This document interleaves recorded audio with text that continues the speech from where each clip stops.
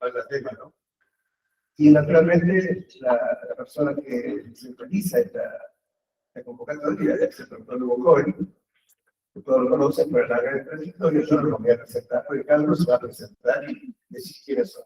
Perdón, no me ingreso a él, soy psicólogo de origen, no sé qué soy, pero bueno, doctor en psicología y observatorio de salud de la nación.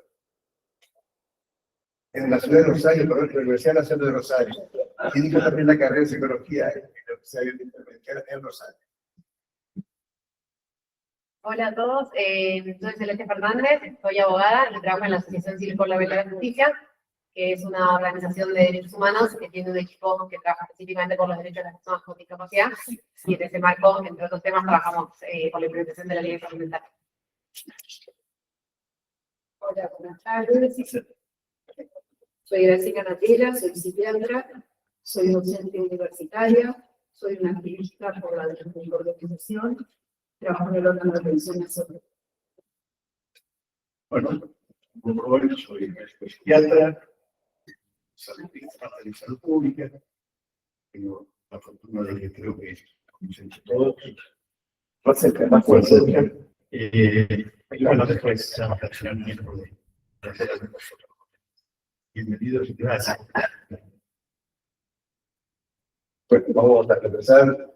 La idea es empezar a trabajar en esta cuestión de los marchos de una ley tan expuesta en contradicción por quienes no quieren plantear lo que tiene que ver con el orden de la salud mental de nuestra población. En función de eso, veremos qué significa esto de los marchos, qué significa el poder avanzar en una realidad, poder avanzar en una realidad, perdón. Poder avanzar en una realidad que es objetiva, tal cual se presenta en la Argentina, no solamente por la situación que puede pensarse desde el punto de vista político, sino los grados de vulnerabilidad de nuestra población. Y, digamos, las situaciones que se han presentado dentro de la misma, desde el no cumplimiento de la ley de discapacidad hasta el no cumplimiento de la ley de salud mental. Bueno, para comenzar entonces esta revolución colectiva que vamos a hacer, la agradecemos a María. Bueno, un poco me pedía Hugo que les contara algo de, bueno, algo que en general, siempre cuando estamos pensando en la ley de salud mental, en falta de implementación y demás, apuntamos mucho al Poder Ejecutivo, ¿no? Bueno, el Poder Ejecutivo no cumple, etc. Pero hay otro actor en todo este ecosistema, que es el Poder Judicial, ¿no? El Poder Judicial tiene la obligación de hacer cumplir esta ley, porque tiene un caso que ahora les voy a comentar, y en estos años ha hecho más bien lo contrario. Entonces, bueno, Hugo siempre tuvo mucho interés en ese caso judicial, y en cómo ese caso judicial es una muestra más de esa inacción estatal que no es solamente del Poder Ejecutivo, sino que es más del Estado en su conjunto, digamos, ¿no? Entonces, un poco lo que hablaba mucho con Hugo es, hay un libro de hace más de 20 años que fue escrito por un filósofo del derecho que se llama Carlos Mino, no sé si lo conocen, pero Carlos Mino escribió un libro que se llama El margen de la ley, en donde él habla de cómo Argentina tiene una cultura muy extendida de desacato de las normas, ¿no? Cómo hay una anomia en la vida institucional que luego tiene repercusiones en el desarrollo económico, en la garantía de los derechos humanos, etc. Y esta anomia se puede ver en muchas cosas. Yo justo ahora se está discutiendo, bueno, se está iniciando el proceso para nombrar el defensor del pueblo, por ejemplo, desde 2009 que no tenemos el defensor del pueblo, que tenemos ese organismo vacante, y todo pasa como si nada, y hay personas interinas en un montón de organismos que no tienen titular designado, digamos, estamos como habituados. Y hay leyes completas que desde inicio a fin no se cumplen, ¿no? Entonces, justo la ley de salud mental, para quienes trabajamos unos años en esto, lo que vemos es que es un ejemplo bastante paradigmático de eso que escribía Carlos Mino, porque justamente es una ley que yo estoy bastante convencida que no hubo ningún gobierno con voluntad política real de implementarla, digamos, ¿no? Entonces, o algunos lo hicieron más, otros lo hicieron menos, otros lo hicieron en un sentido, otros lo hicieron en el otro, pero en términos generales, nuestra lectura es decir es que se hizo muy poco y que nunca fue, digamos, la implementación de la ley mental nunca fue una prioridad en la agenda pública. Y lo cierto es que con el nivel de resistencia que hay de determinados grupos de interés, necesitamos voluntad política, digamos, porque no es algo que se vaya a cumplir solo, digamos, es algo que requiere, bueno, una decisión estatal firme, sostenida y dispuesta a dar las batallas que haya que dar, ¿no? Entonces, un poco, por supuesto que uno puede decir, hay cosas de la ley que sí se cumplieron, ¿no? Digo, la creación del órgano de revisión, digamos, hay partes que sí, pero en lo sustancial, que es la transformación del sistema de atención, no, hay muy pocos dispositivos comunitarios, los hospitales generales no adaptaron sus instalaciones, digo, no se cerraron los manicomios, como que el núcleo de la ley está incumplido. Entonces, cuando hay una situación de incumplimiento de una norma, una violación de derechos, ahí es donde aparece el Poder Judicial, ¿no? Como brazo del Estado encargado de revertir esa omisión, porque nosotros a veces decimos omisión inconstitucional, ¿no? Cuando el Estado no hace algo que está obligado a hacer por la Constitución, porque esto ni siquiera es solamente una cuestión de la ley, sino que la ley justamente plasmó, con algunas diferencias quizás porque la Convención sobre los Derechos de las Personas con Diferencias es un poco más ambiciosa, pero ya la Convención habla de, bueno, las personas no pueden vivir en instituciones, tienen que vivir en la comunidad. Y el Comité de Discapacidad de la ONU nos viene diciendo hace muchos años que tenemos que transformar el sistema de atención y demás, pero esto sigue su curso haciendo. Pero hay una omisión inconstitucional porque es la Constitución y el Tratado Internacional de Derechos Humanos los que nos obligan a cambiar esto. Entonces, ¿cómo intervino el Poder Judicial en todo esto?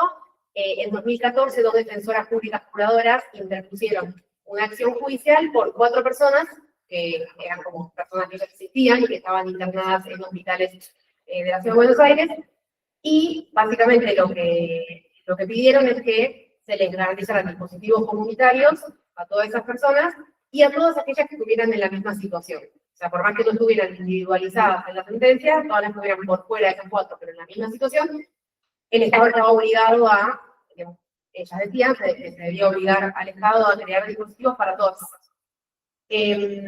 La sentencia salió favorable, fue confirmada en Cámara, no se apeló ante la Corte, así que el caso no fue parte, pero en diciembre de 2015 queda firme. No quiere decir que el Estado ya no tiene más nada que hacer, eso simplemente tiene que cumplirla. Y básicamente lo que el fallo le ordena, en este caso estaba demandado tanto el Ministerio de Salud de la Nación como el Ministerio de Salud de la Ciudad de Buenos Aires, los dos, obviamente para la ciudad tiene la obligación de hacer lo propio en su jurisdicción, ¿no? Y después como se pedía lo mismo para todas las personas que estuvieran en situación en todo el país, por eso estaba también demandado el Ministerio de Salud de la Nación. Básicamente lo que se les impuso en ese fallo es implementar el núcleo de la ley, digamos, crear dispositivos para todas las personas que no tuvieran criterio de internación. Y obviamente que cuando salió este fallo, para el activismo fue algo muy importante, porque todas las organizaciones que venían trabajando, dijimos, bueno, ahora tenemos algo más de que hagan. Pues ya teníamos la ley, pero ahora tenemos también esta sentencia judicial, y el Poder Judicial tiene herramientas para poder revertir esta situación. Y la verdad que fue bastante una desilusión, y una desilusión para nosotros que veníamos trabajando por esto, pero sobre todo fue una desilusión para las personas que estaban, digamos, que dependían de que esa decisión se ejecutara o no. Digamos, básicamente las personas que hoy siguen esperando salir del hospital psiquiátrico, ¿no? Justo le comentaba a Hugo que hace poco una de esas 4 personas que interpusieron la demanda inicialmente falleció estando en el hospital. Digo, y eso es como muy, muy fuerte, ¿no? Porque no pudo vivir sus últimos años afuera de ese lugar y concretar su proyecto de vida. Entonces, nosotros en el marco del proceso dijimos, bueno, pedimos de todo, dijimos, bueno, lo primero que tiene que hacer el Ministerio de Salud de la Nación, el Ministerio de Salud de la Ciudad de Buenos Aires es presentar un relevamiento de cuántas personas están en situación de alta para poder diseñar la política pública y ver, bueno, cuántos dispositivos necesito para dar respuesta a esta población. Se fueron presentando diferentes relevamientos con números que en algunos casos eran extraños, que no sabíamos si correspondían con la situación real, pero lo cierto es que en el curso nos hablaba de fines de 2015, o sea, va a cumplir 10 años, la ley ahora, la sentencia, en el curso de todos esos años, el Ministerio de Salud de la Ciudad acreditó un solo dispositivo nuevo, que es el de Álvarez Thomas, y el Ministerio de Salud de la Nación, ninguno, en 10 años, ¿no? Y en ese marco nosotros pedimos una audiencia es como una reunión entre las partes, como para conversar sobre la falta de implementación de la sentencia. El juez nos dijo que no. Pedimos que se presentaran reglamentos actualizados, no se presentaron bien. Fuimos pidiendo también la imposición de multas, eso lo logramos, pero las multas eran tan bajas que al Estado le seguía conviniendo no implementar la sentencia, porque implementar la sentencia era más caro que pagar esas multas. Ahora, justo hace un tiempo, tuvimos una resolución judicial donde se aumenta la multa de 10.000 pesos a 100.000 pesos por cada día de retardo, o sea, cada día que las demandadas no cumplan con la sentencia. Parece un montón, pero sigue siendo poco en relación con porque, digamos, para implementar... Exacto, o sea, lo que hizo es relevante porque, o sea, los abogados podemos pedir dos tipos de multas. Las multas que se imponen a la institución, al Ministerio de Salud y al Ministerio de la Nación, o las multas que se imponen a los propios funcionarios. Por supuesto que siempre son más efectivas las que se imponen sobre el patrimonio de los funcionarios, por razones obvias. En el presupuesto de un ministerio, ese monto de dinero no cumple demasiado la función de compeler al cumplimiento de la sentencia. Entonces, lo que dijo en la última resolución es, bueno, se aumenta a 100.000 pesos por día de retardo y todo el producido de esa multa tiene que ir a implementar la parte colectiva de la sentencia, es decir, como esta parte de crear dispositivos para todas las personas que estén en situación de alta en el país. Entonces, eso fue lo máximo que logramos, pero cuando nosotros hacemos cuentas, decimos, bueno, el producido esto vaya para la reforma que se requiere hacer.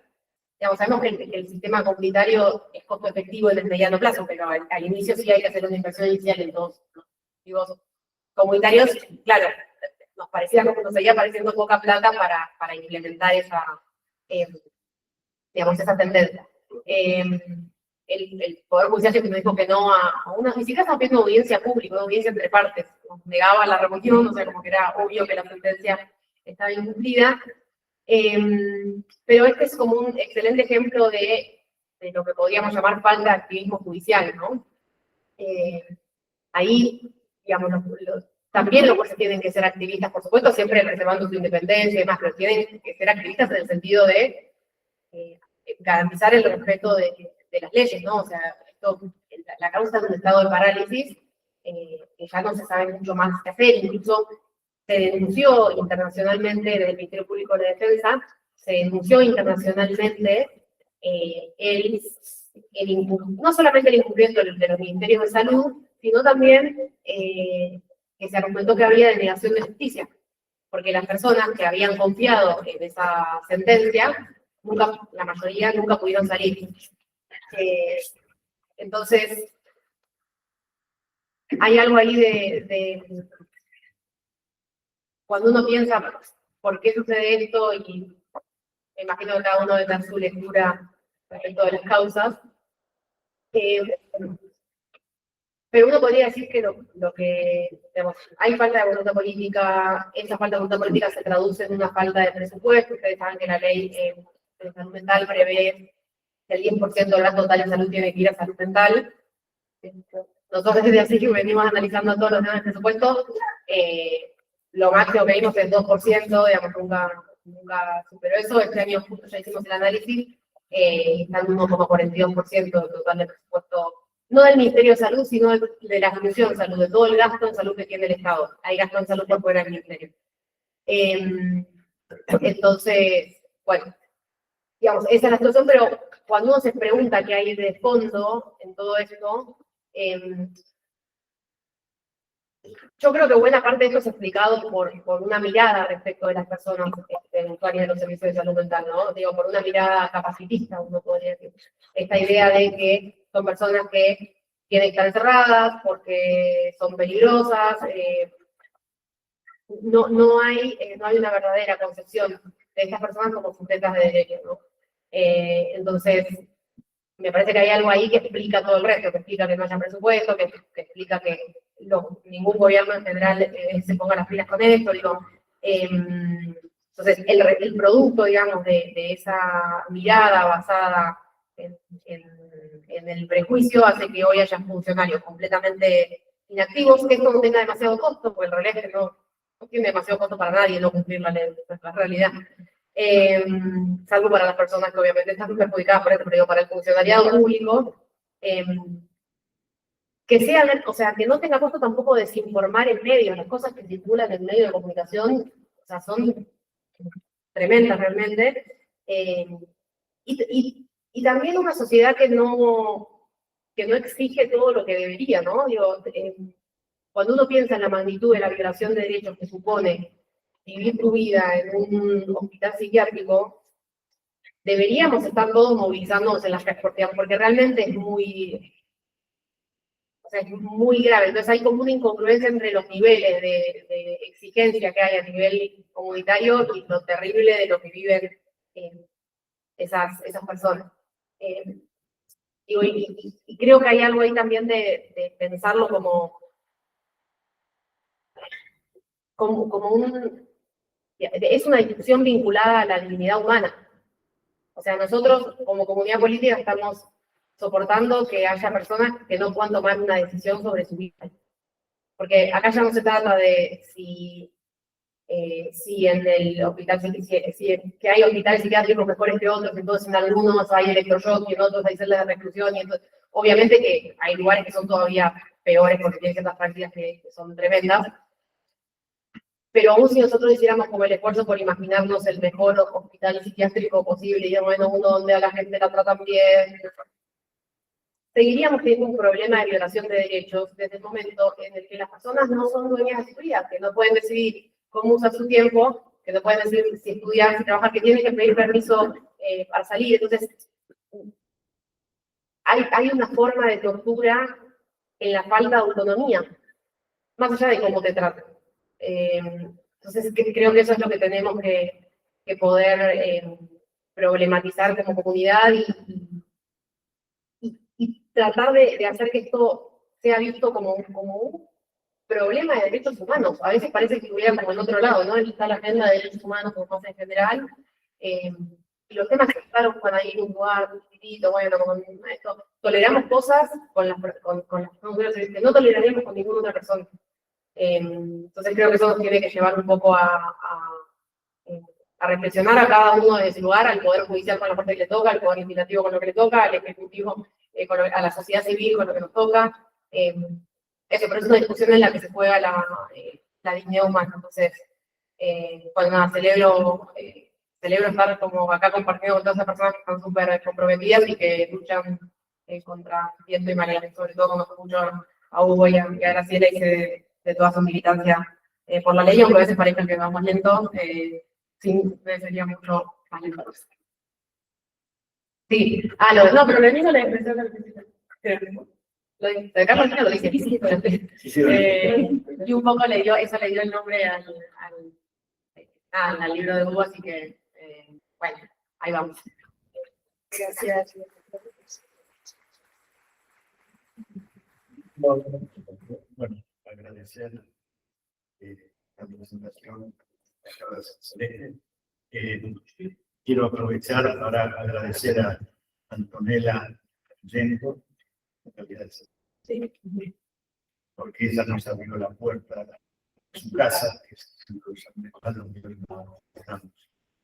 Y también a la licenciada Gabriela Wagner, que es la que coordina el programa es un título largo, pero se ocupa de la formación de los promotores de salud, que son fundamentalmente las personas que están en los barrios marginales o que antes eran las personas serias, que también ayudó en la gestión para que hoy pudiésemos estar aquí presentes. Se sumó alguien más que vamos a pedirse presente, que pasó a estar responsable. Así que podrá hacer el viaje cuantas horas. Pero ella había avisado que iba a llegar bastante. Bueno, mucho gusto a todos, gracias por la invitación.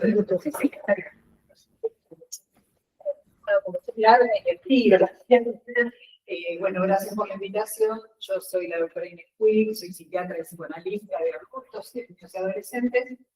Y me he formado y he hecho mi carrera en el hospital psiquiátrico Claudio Moyano.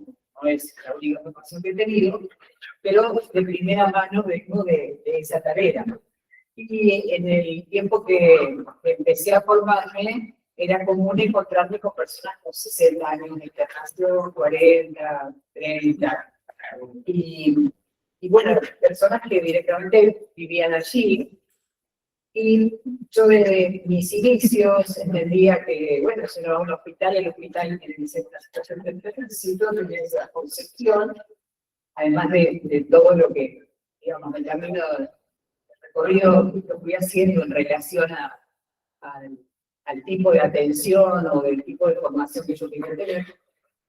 Entonces, cuando empecé a dar altas, empezaba a dar altas. Entonces, de repente me encontraba con una señora que tenía 80 años y yo decía, bueno, pero ir a la caja. No, no sé, todos mis compañeros, vos no entendés, esta es su casa. ¿Dónde va a estar mejor que aquí? Aquí está protegida. Y yo decía, bueno, tiene que tener una vida en su casa, con su familia. Y bueno, esto me trajo, tanto en el hospital como en clínicas, muchos problemas, ¿no? Mucho cuestionamiento de por qué yo daba altas a una persona que tenía tal diagnóstico.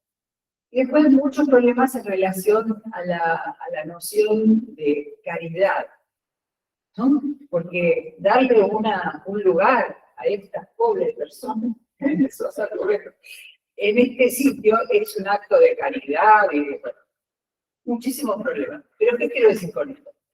El pensamiento manicomial, no de hospital psiquiátrico, sino manicomial, es algo de la comunidad toda. Por eso vos decías que pasa con nosotros, ¿no? Con la comunidad en general. Y la comunidad toda se queda mucho más tranquila cuando las personas pasan ese portal, que es el portal del hospital psiquiátrico. Es como un portal a otra dimensión. Entonces ahí quedan, y todos salvan su conciencia también. Inclusive los colegas también mantienen la idea de que estamos haciendo lo bueno por ellos. Entonces la transformación tiene que ser en todos los niveles. Uno de los niveles es el nivel legal. Por supuesto que fue de enorme ayuda la ley 448 y después la ley 2657, enorme ayuda. Pero obviamente se encontró con muchísima resistencia que sigue estando. Y está la resistencia también de los colegas respecto de no innovar, pero no de los colegas que trabajábamos o trabajan en el hospital psiquiátrico, de los colegas de salud mental, que cuando uno les propone, bueno, qué bueno, no se van a abrir clases en los hospitales generales, ¿no? Qué bueno, ahora, ya con las leyes, por supuesto que la gente se va a atender en la comunidad. Ah, no, para eso están ustedes. Para eso están ustedes los del hospital psiquiátrico, dicen. Pero, no, pero la atención tiene que ser cerca con su domicilio, con la comunidad, con la familia.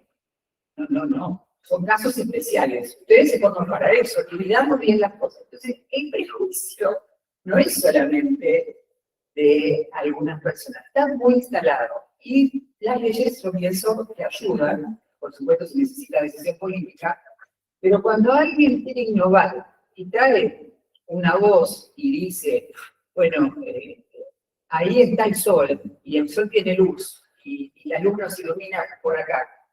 Hay mucha gente que quiere tapar el sol con la mano, no se aguanta la transformación. Entonces, en relación a eso, el que dice, no, pero ahí está el sol, veamos donde hay luz, veamos lo que se puede hacer, muchas veces se caen en el problema y quien dice que ahí está el sol. Es una persona no grata, ¿cierto? No, es muy ingrato que diga eso.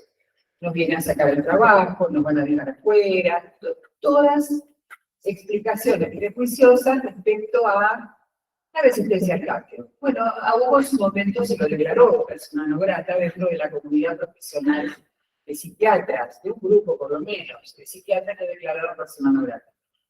La verdad que a muchos nos sorprendió esa situación y bueno, por distintas razones tardamos un poco, pero en la Fundación para la Investigación Interdisciplinaria de la Comunicación, que fue el doctor Materazzi, que presidió y ahora es presidente honorífico, hasta hace muy poquito fue presidente, se tomó la decisión, con la iniciativa del doctor Navarro, de solicitar que se retire esa comunicación de persona no grata al doctor Hugo Cohen, ¿no? Porque esto, obviamente, de echarle la culpa al cartero por el contenido de la carta, trae no solamente un malestar en el momento, no solamente un obstáculo para el avance de la ley, sino además mucho perjuicio personal, ¿no? Mucho daño a la imagen, a la estabilidad de la familia, tiene repercusiones.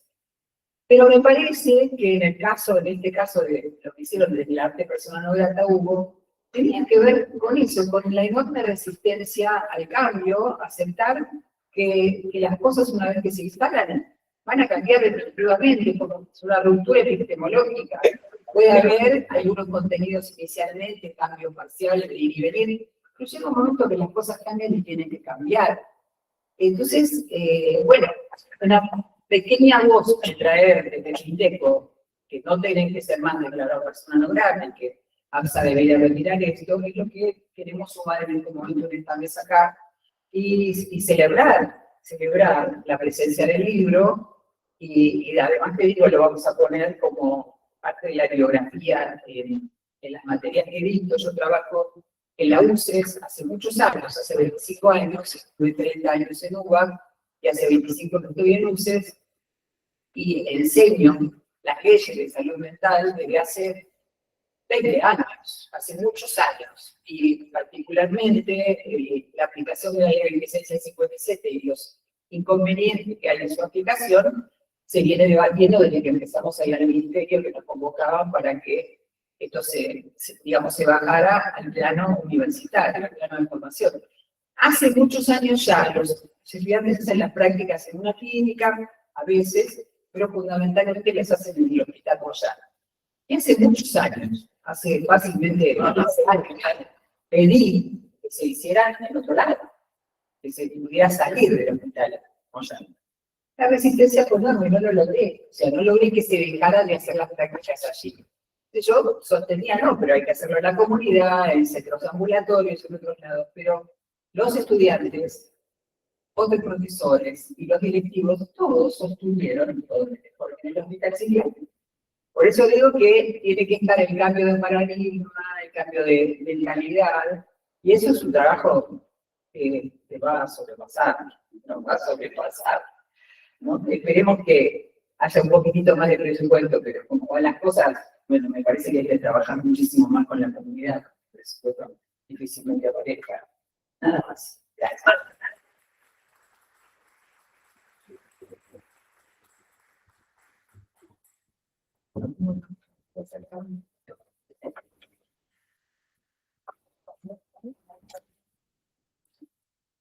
Bueno, buenas tardes.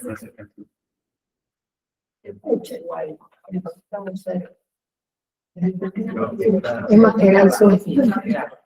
Buenas tardes, colegas, amigas, amigos, familia. Miriam Leva, la psicóloga, viene de lejos, compañera de vida de nuestro maestro. Isaac Leva, Tucho, revolucionario de la salud mental. Bueno, como comprenderán, quienes me conocen, sabrán que es difícil para mí hacer un comentario neutral, objetivo, de un compañero de 40 años de vida y de lucha, ¿no? Sobreindicado. Así que voy a intentar, claro, desde nuestra residencia en Canús, hace más de 40 años, en Eremita, ¿no? Llamado la Canús, hasta nuestro trabajo, también que incluye Ignacio, en posgrado, de desmaricomización, de salvaguardar derechos humanos, pasando por impulsar la reforma de Río Negro y trabajar para la sanción, reglamentación e implementación de la ley. Hemos estado mucho tiempo compartiendo vida y trabajo. Así que creo que estoy habilitada, me siento habilitada, no solo para hacer algún comentario del libro, ya las compañeras han comentado mucho, muy bien, sino también para hacer algún comentario sobre el autor. El autor que parece estar con una urgencia, con confusión por la reglamentación, por un apasionamiento, para que se implemente esta ley. Lo que de alguna manera escribe en su libro, además de incluir algunos sucesos históricos, obstáculos y también recomendaciones o sugerencias para el avance de la norma. Yo interpreto que este requerimiento del autor en cuanto a la inclusión urgente se basa en que él ha transitado la desmaterialización, es un experto en este sistema y sabe entonces que es demostradamente posible. Así como la ley es posible de implementar. Lo que pasa es que es necesario que se inicie una reforma para poder implementar la ley. Y esta reforma, ya he hablado, mis compañeras, implica transformaciones sustanciales, implica iniciar desarrollando servicios generales, o sea, que todos los hospitales generales del país abran su internación para salud mental, y también servicios comunitarios, además de transformaciones en la formación y además de cerrar las admisiones de los hospitales psiquiátricos. En la jerga de la reforma llamamos cerrar la boca de entrada al hospital psiquiátrico. Esto es lo que dice el artículo 27 de la ley, y que en realidad, bueno, es porque establece el artículo 27 la sustitución del hospital psiquiátrico, y que es el corazón de la ley, porque justamente supone, como esto es una ley de salud mental y derechos, supone que los hospitales psiquiátricos no se entienden con derechos. Y el autor sugiere de que no podemos abrazar derechos y psiquiátricos al mismo tiempo. Es una contradicción, en todo caso podemos abrazar a las personas que están adentro, pero no a las estructuras, a las lógicas, al sistema manicomial. Bueno, justamente por eso esta ley es tan necesaria, porque nos llama a la coherencia, nos llama a la sustitución. Por eso es tan urgente reglamentarla, tanto lo requiere. Y además porque hay personas usuarias y familiares esperando. Esto es otro motivo que creo que el libro traduce. Que hay un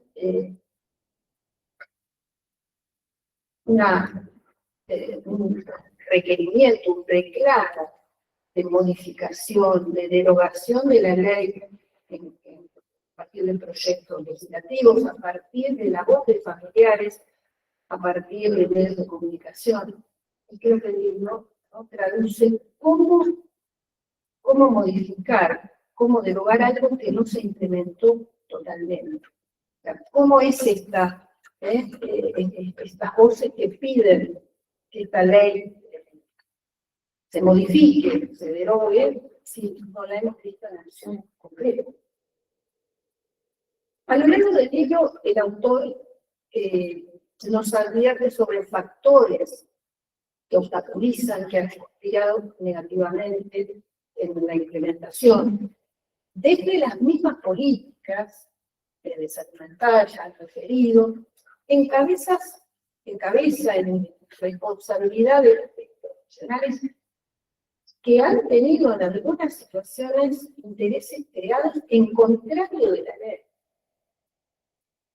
Y en otras oportunidades no han tenido la expertise como para desarrollar procesos de reforma, o sea, para implementar la ley.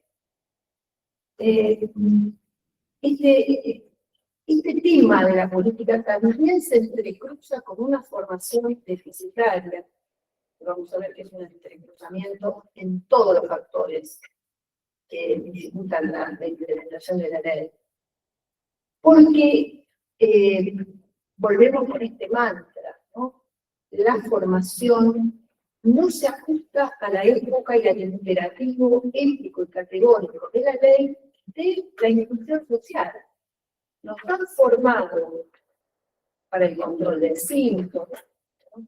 O con la comprensión del síntoma, para la urgencia, pero no para ayudar a que las personas vuelvan a una existencia comunitaria, a que aprendamos esta experticia de la inclusión, que no es solamente el ladrillo, más allá de que hay que, por supuesto, desarrollar dispositivos, casas de viviendas, pero también hay una expertise de inclusión en la comunidad que no tenemos, que el pregrado y a veces el posgrado no enseña. Entonces, bueno, los decisores están atravesados por una formación que a veces es parte de que la política sea una formulación y no una política de Estado de salud y derechos. Otro factor que el autor da preponderancia, el presupuesto, ya lo han mencionado. Bueno, habla que donde está el presupuesto, está la política, está el modelo, está el tipo de servicios, y traduce la formación que tenemos. Acá hay nuevamente un entrecruzamiento. Formación, antes formación y política, ahora formación y presupuesto. El ejemplo que recuerdo es una psicóloga amiga absolutamente favorable a la ley, que apoyaba la ley de salud mental, y un día casi reclamándome me dice, pero la salud mental comunitaria es mucho más que la desmaricornización y que el cierre del psiquiátrico. Yo pensaba, pero la desmaricornización es el sistema de atención de salud mental comunitaria. Y si concentramos todo el dinero en el hospital psiquiátrico, no hay lugar para el resto de acciones de la salud mental comunitaria, para la promoción, para la prevención, para la rehabilitación. Entonces, fíjense el déficit que tenemos aún las personas que apoyamos esta ley de derechos en nuestra formación, ¿no? Este déficit tecnológico, técnico-político, económico. Bien, además de otros factores que el autor señala como obstáculos para la implementación, también nos da sugerencias, y ahí hay un capítulo, creo que es muy aprovechable, que es qué hacer. Porque además de los diagnósticos, que es algo que en realidad genera el mundo de la salud mental, hacemos mucho, demasiado diagnóstico. Bueno, acá el autor se centra en los instrumentos para revertir este problema. Bien, ese es un artículo, voy a ir cerrando para dar lugar a todos ustedes y al autor. Dos palabras con respecto a esta figura que Inés comentaba y que seguramente está en el libro de Callado, del nombrado, la figura del nombrado. Esto llamativamente sucedió en el 2010, apenas se sanciona la ley, la figura del nombrado. E inmediatamente se produjo una nota colectiva firmada por trabajadores de salud mental del país, del exterior, por líderes de la reforma mundo, referentes de salud mental, organizada por una psicóloga, la licenciada Oriol, de la Dirección Nacional de Salud Mental, de ese momento, por la doctora Iglesias, jueza de familia en ese momento, por quien les habla, que trabajaba en la Dirección Nacional de Salud Mental, desagraviando y reconociendo la tarea del doctor Paul de asesorar por un pedido justamente del Ministerio de Salud, por su función de profesional de la Organización Panamericana de Asesor de la Asociación. Pero lo llamativo es que esta figura no se haya levantado aún y que opere aún. Creo que personalizarlo en la figura del autor nos priva de ver vasos comunicantes entre el blanco que se hace de una figura que respalda la ley. O sea, como atacar justamente a una figura que es una referencia nacional e internacional de la reforma en el país, es directamente proporcional a atacar la ley. Justamente una figura que podía hablar de que esta ley modelo era reconocida, no solamente hablar del lugar ideológico, ¿no? Así como el sistema de desmanipulación, no solo del lugar ideológico, sino del lugar científico, internacional y experiencial. Él representaba eso. No me parece azaroso que haya sido blanco de este agravio.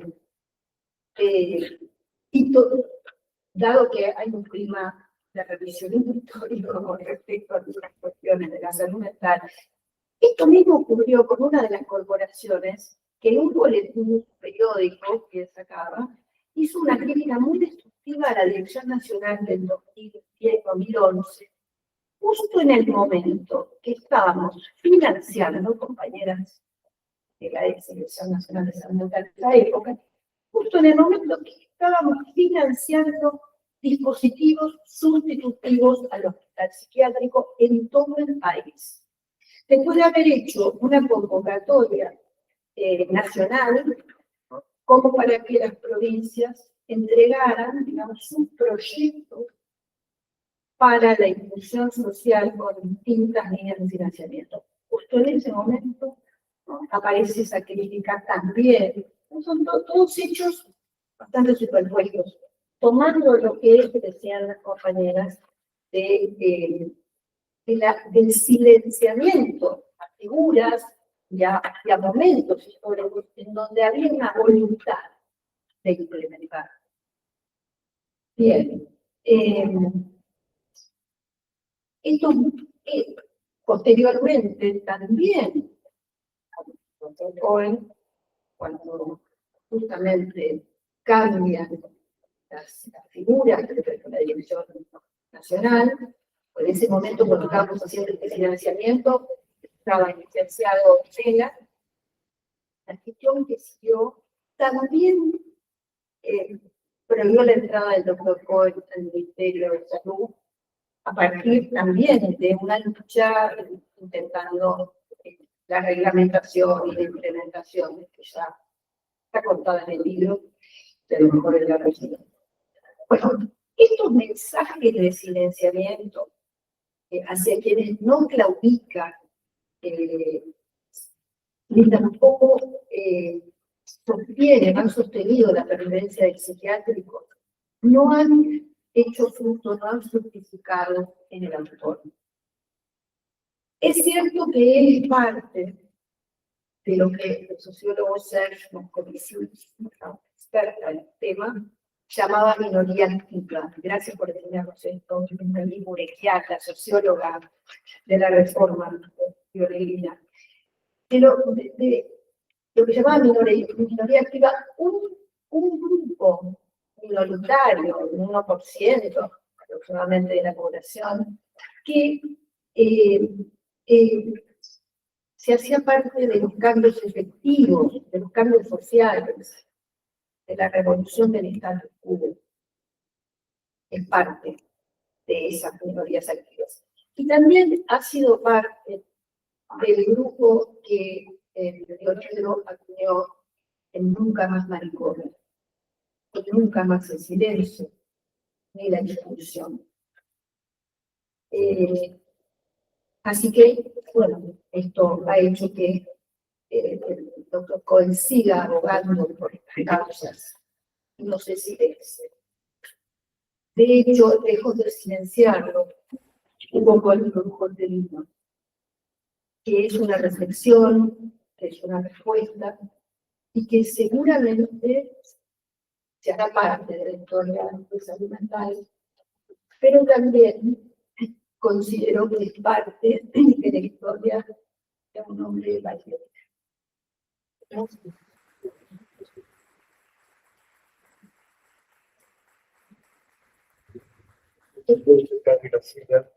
Yo tengo una función de moderador, pero ¿qué es la función?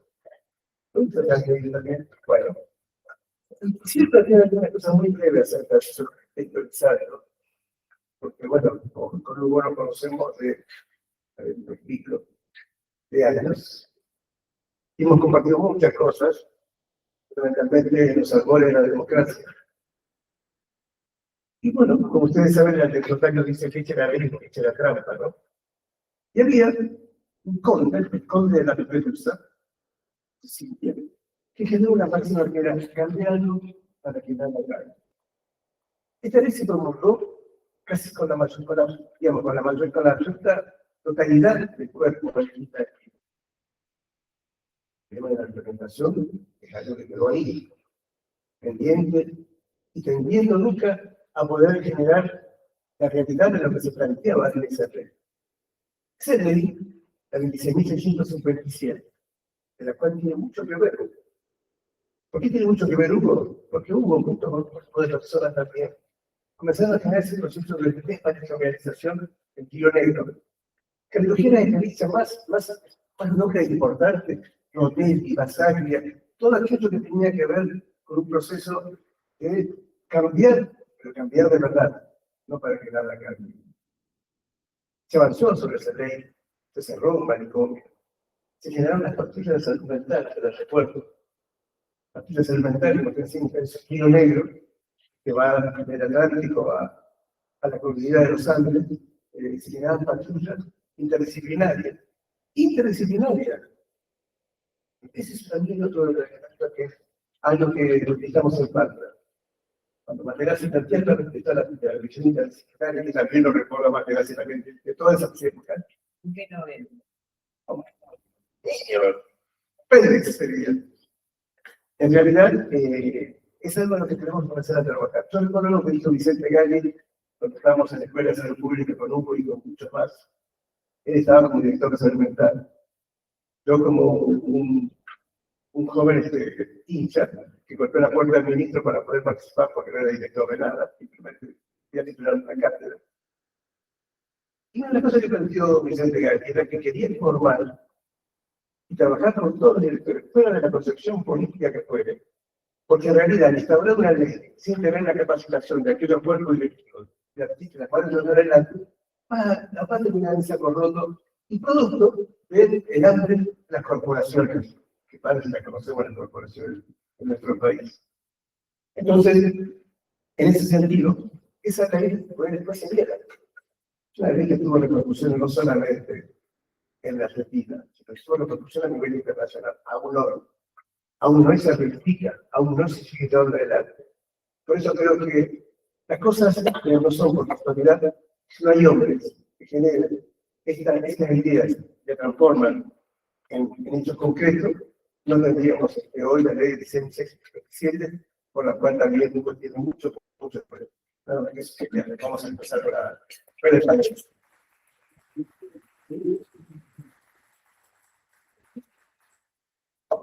Bueno, gracias a cada uno de ustedes, a jóvenes y jóvenes, como decía la colega de El Salvador, por la oportunidad de trabajar y vivir. No es fácil organizarse y ordenar los pensamientos cuando la emoción te domina. Primero agradezco estar acá y agradezco de estar rodeado por cada una y cada uno de ustedes, familias, amigos, compañeros de militancia de toda la vida.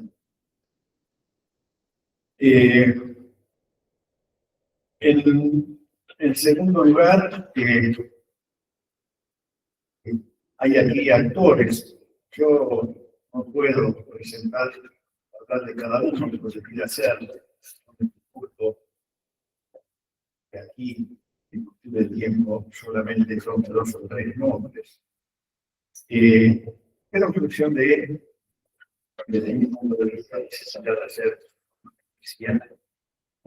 Ya lo dijo, creo que así era. Está entre nosotros la doctora Miriam Deval, quien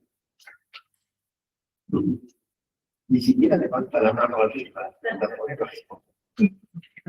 Miriam fue compañera del doctor Isaac Deval, ¿cuántos años?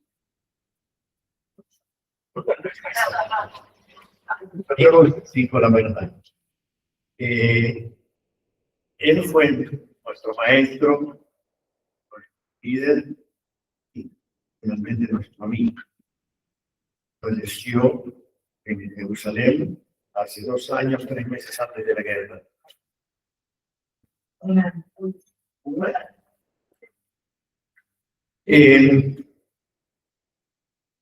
Yo después, porque queremos justamente escucharlos a ustedes, intercambiar con ustedes, el micrófono está abierto para vos, Miriam, para los consideres. También quiero mencionar a alguien que se resistió mucho y se sigue resistiendo a intervenir públicamente, que es el doctor. Hoy le tengo atrapado contra la puerta. ¿Quién es?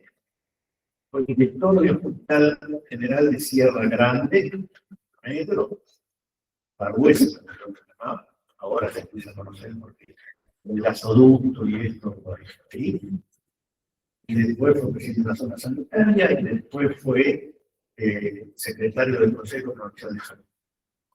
Néstor es la historia, pero del otro lado del mostrador. ¿Cómo ves que hace un funcionario de salud pública cuando viene uno y le dice, mira, la persona que está en los centros de atención? Gracias. Eso es lo que tenés que hablar. Querés lo decís, no lo decís. Y después, también creo que es justo hablar de Lorena Mandalarán. Lorena Mandalarán es una muchacha ahí de Sevilla. Lorena es una senadora provincial.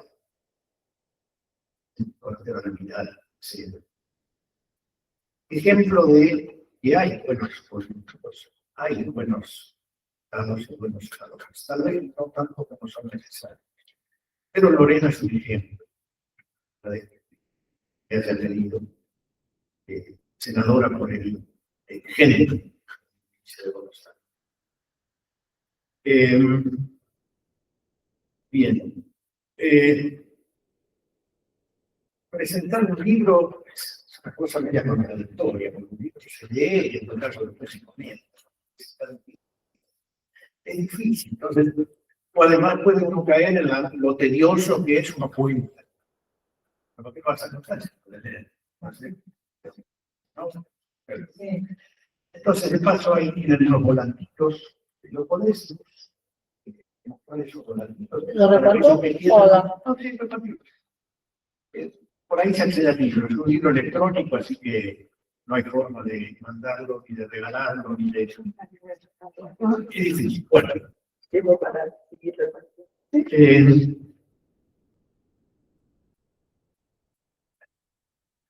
Un comentario quiero hacer.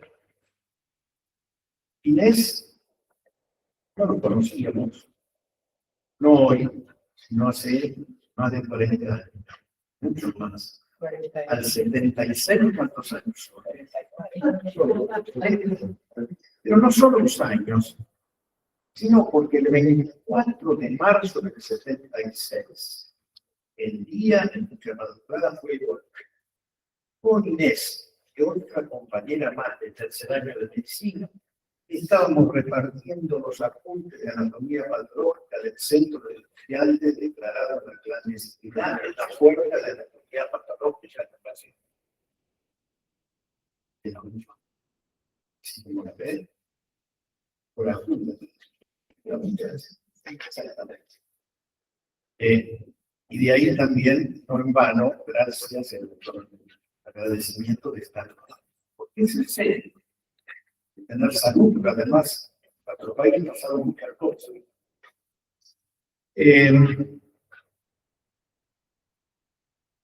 Celeste, la única, para bien y para mal, que investiga en la Argentina presupuesto de salud. Creo que no debe haber otro año de la vida social en la Argentina donde hay uno solo que se pone a investigar cuánta plata hay por si usa la tercera. Esto es indignante.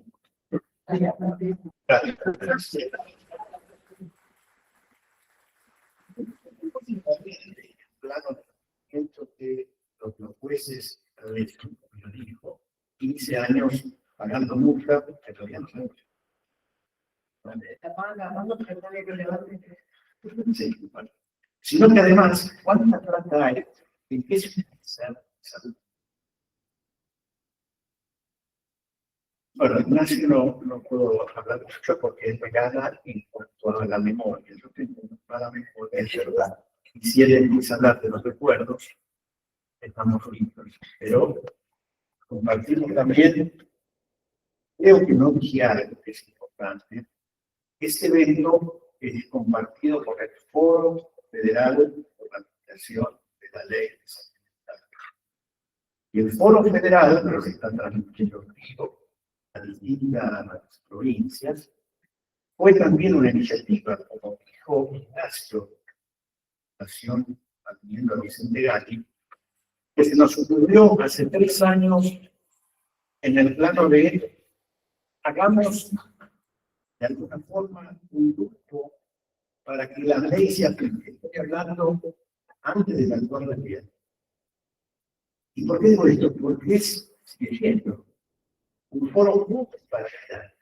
O sea, ahí no puede estar donde si crees, ahí nos juntamos por la aplicación de ley. Y esto creo que tiene sentido, sobre todo en la historia, ¿no? De nuestro país, historia de origen.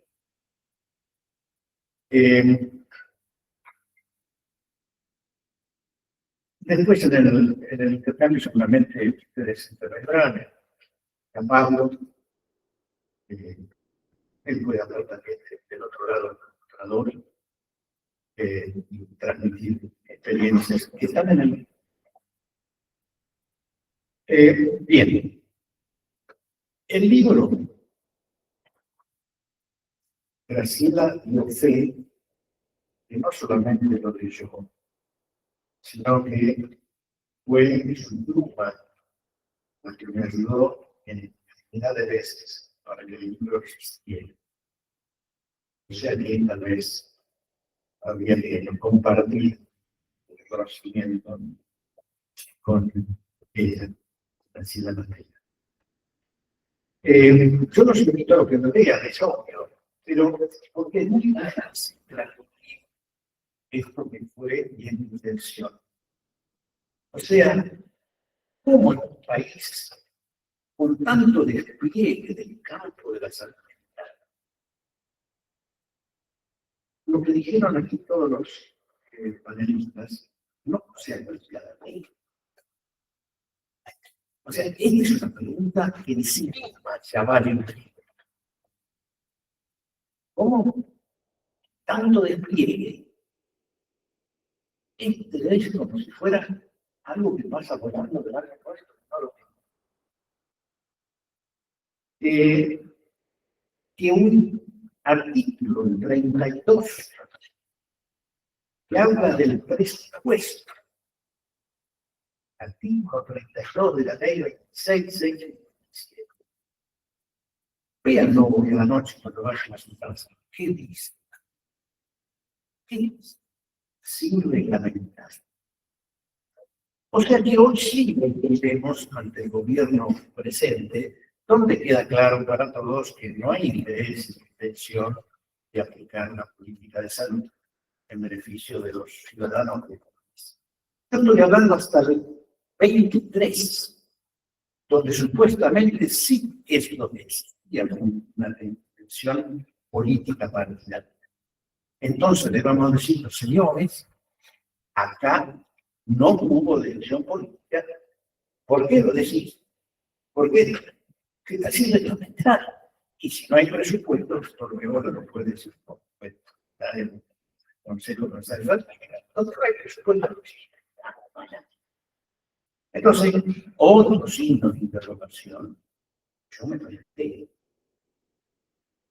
O sea, en un país, hace poco se publicó el nuevo Atlas Mundial de Salud Mental de la OMS, en donde está más o menos la información general, en este caso del área de salud mental. El promedio mundial de profesionales de la salud mental es 13 cada 100.000 habitantes. Es promedio. Argentina tiene más de 150, más de 10 veces la media mundial. Y no vimos que no hay presupuesto.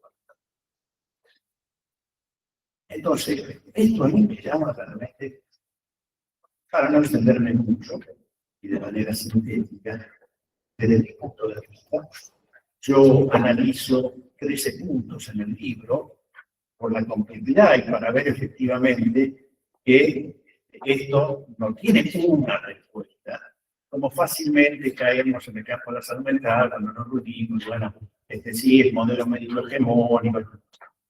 Ojalá. Muy con ella, si se está sola, bueno, vemos, vamos a tratar de ella.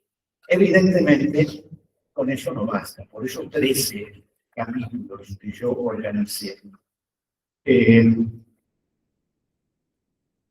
no se aplicó. Esto quiero aclarar, que bueno, acá hay una colega que trabaja en este centro, creo que no hay nadie más de este centro, y tiene derecho a decir, pero escuchando, yo tampoco acá todo lo que yo me rompo el ojo, y vos venís a decirme que no aplico la ley, y no es esa la lógica del mundo. Si bien hay uno de los 13 capítulos que habla de la implicancia de la motivación en las prácticas de los profesionales, los otros dos se habla de factores que no tienen nada que ver y que aunque uno quiera, no están. Entonces, yo quiero aclarar esto, porque hay mucha gente que lo digo, che, pero ¿qué venís a decir vos? ¿Quién son para decirte que yo? Yo tomo la parte en serio de eso, quería aclarar. ¿Qué no se aplicó? El presupuesto ya lo hablamos, no hay plata. Ahora el presidente suele decir no hay plata, hace 2 años no consiguió. Bueno, hay para boletas nuevas.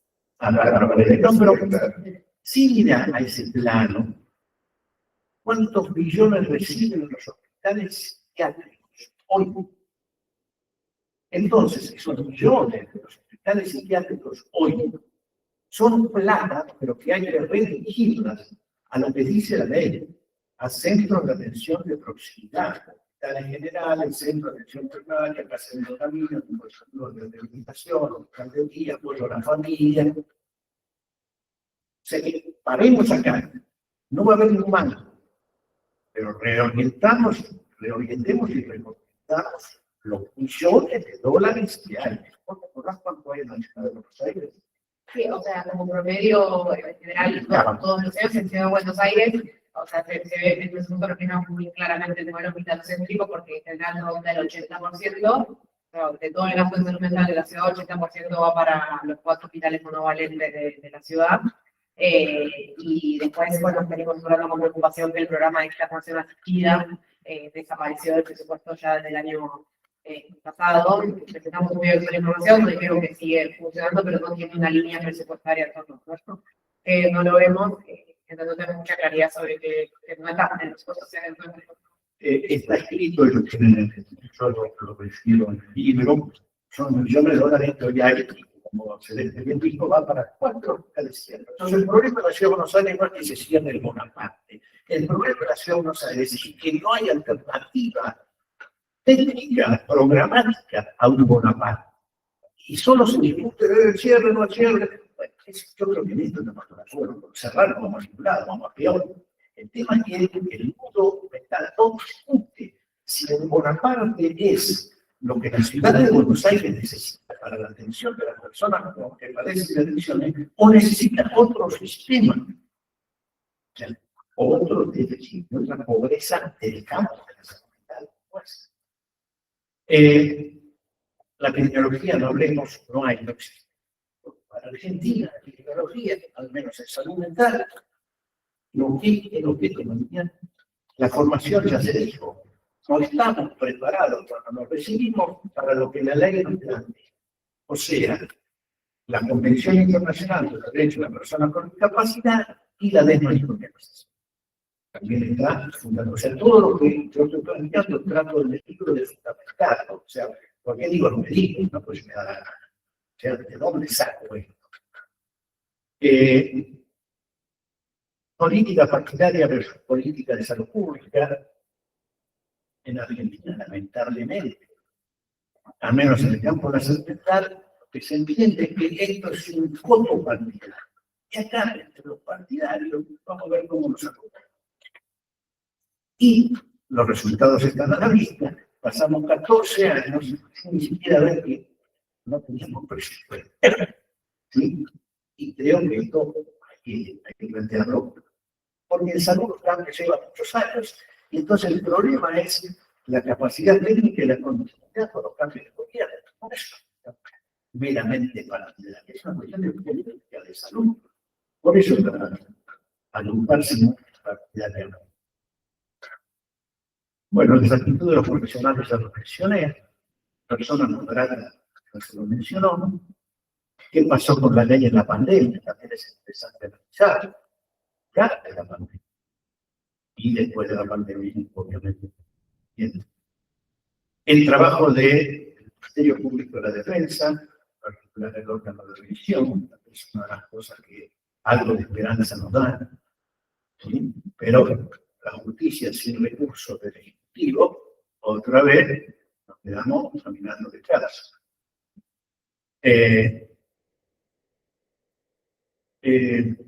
Y bueno, lo que hacer, algo que sí la mencionó de paso, creo que hay que proponer una salida, una respuesta. O sea, bueno, está muy bien todo lo que voy a decir. Bueno, ¿qué hacer? Mañana, ¿qué hacer? ¿Qué tenemos que hacer? No discurso consigo. Dejo aquí. Estoy revisando algunas de mis anotaciones. Bueno, tenía que estar en esta mesa Mercedes Pellerano también. Mercedes es la mamá de una joven con esquizofrenia, vive en Mar del Plata, obviamente que ocasiones para trasladarse acá, y se disculpó, pero de alguna manera que quise hacerla presente con esta referencia, porque sabemos en esta complejidad de lo que es la salud mental y la transformación, la OMS nos llama ahora expertos por experiencia.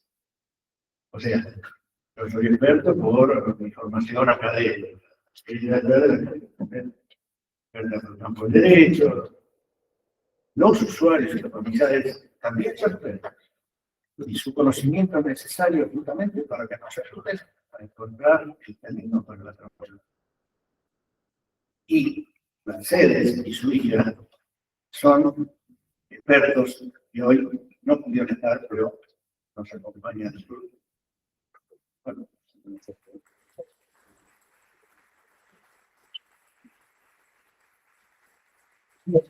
vamos a tener un espacio para, no solamente para que intervengan ustedes, sino para que interlocucionemos nosotros acerca de esto, de la huella que deja esto de la margen de la justicia internacional.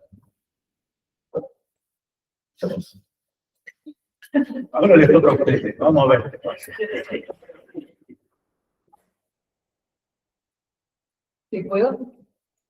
Claro, yo quería decir que, quería mencionar que hablando esto de la necesidad del cambio cultural, aún en el hospital habíamos muchos que teníamos la idea de un cambio y que abogábamos también para la aplicación de la 2657 con la creación de las instituciones intermedias, por ejemplo.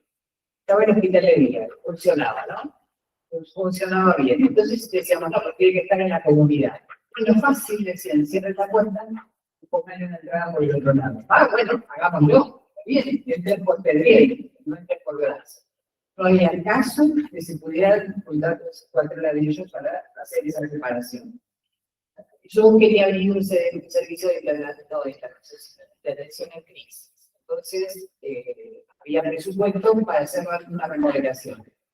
Y venían los arquitectos y todas las semanas había una reunión para ver la transformación donde se ponía la cocina de las escaleras y el office.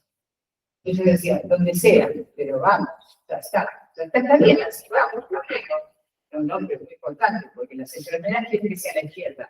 Bueno, sí, pero los otros quieren que sea a la derecha, porque por eso tomó 2 años. Pero había iniciativas que era, por ejemplo, que pensé que decían, bueno, esta persona tiene una casa, esta cobra pensión, esta otra tiene mucha iniciativa, que se vayan a vivir las preguntas de esa manera. Y así había mucho movimiento. Hasta el 2016. 2016-2017 empezó todo lo que fue la racia de esas iniciativas. No digo solo el presupuesto, de las iniciativas que estaban mal vistas. Entonces, ¿qué se puede hacer hoy, aunque no se haga todas las instituciones intermedias y aunque no esté, digamos, la otra opción? ¿Qué podemos hacer desde lo cultural? Yo pregunto.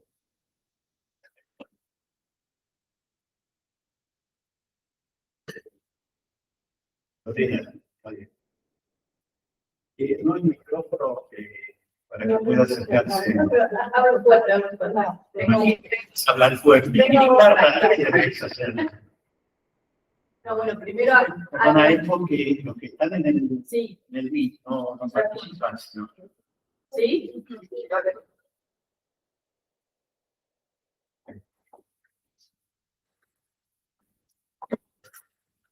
Pero muy buenas tardes. Gracias, Hugo, principalmente por la invitación. La verdad que escucharlos da aliento y da esperanza, ¿no? Porque eso siempre lo hemos hablado también en el foro, el sentirnos acompañados, el sentir que no estamos solos, es también lo que necesitamos para seguir, ¿no? Porque a veces, la verdad que frente a los resultados, frente a los diagnósticos, uno tiende como a achicarse, como a sentirse cada vez más solo. Y en realidad creo que también de eso se trata, hacernos sentir cada vez más solos y más chiquitos como para no seguir en cierta forma molestando, porque la verdad que creo que en cierta forma molesta.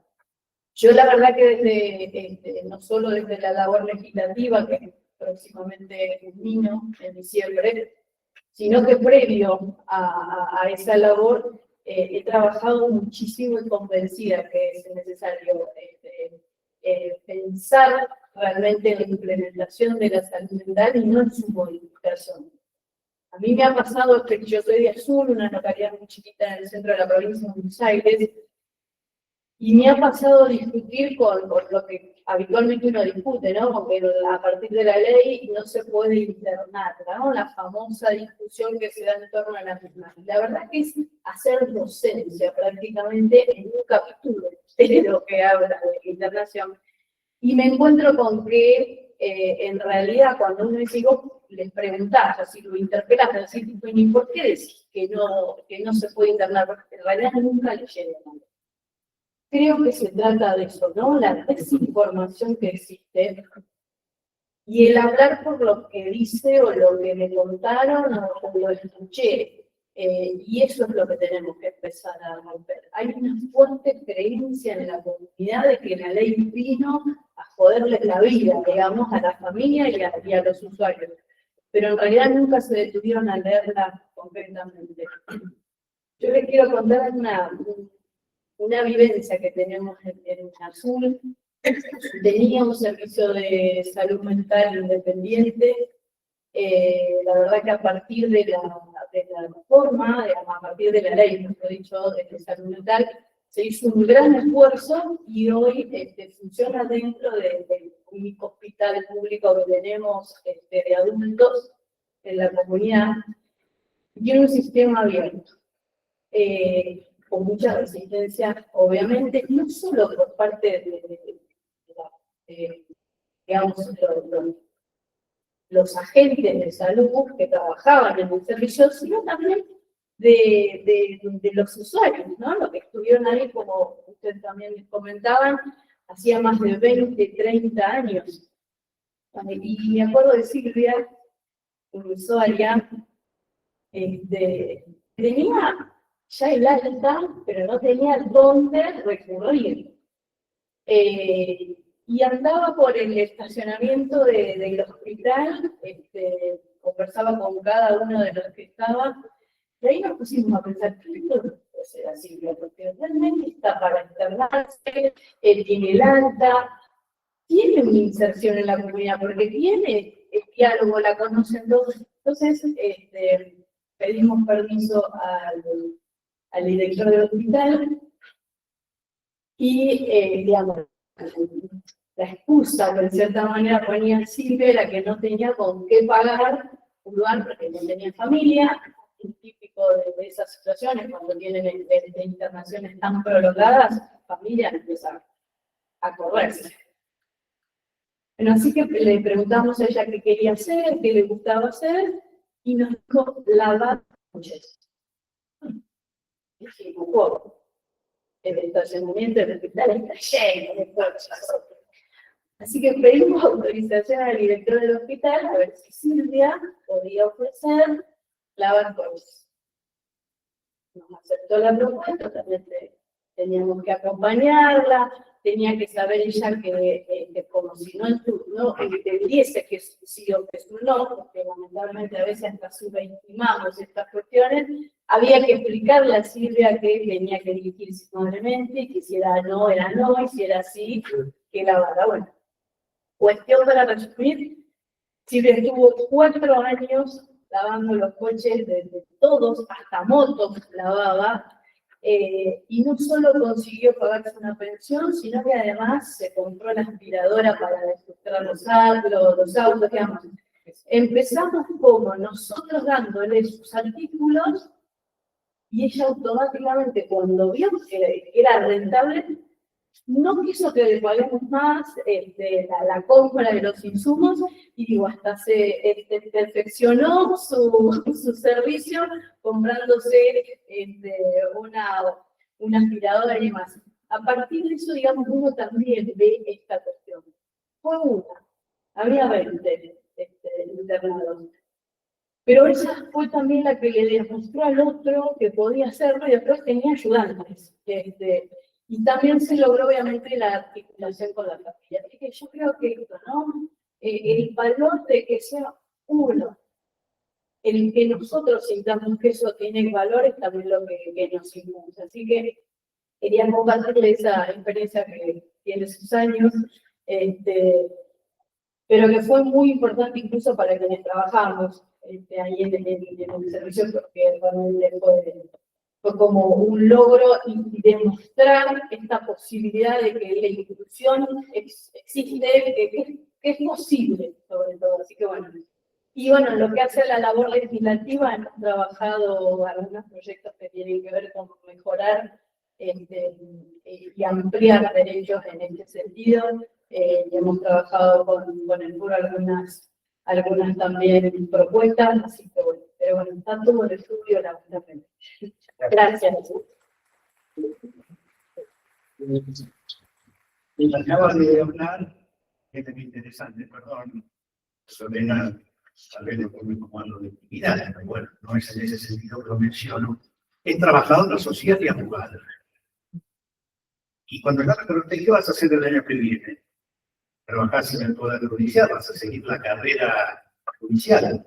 No, voy a trabajar como trabajador social.